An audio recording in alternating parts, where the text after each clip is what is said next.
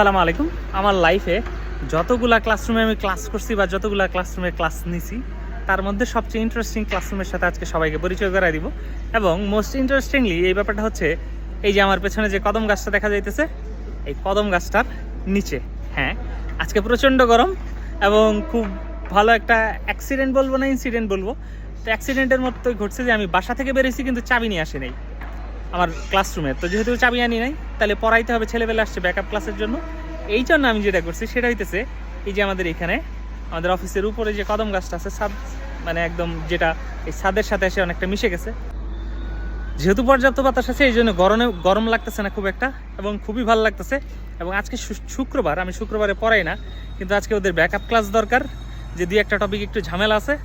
তো backup class নিতে এসে মোটামুটি ভালো একটা এক্সপিরিয়েন্স হয়ে গেল যে গাছতলায় ক্লাস নেওয়া।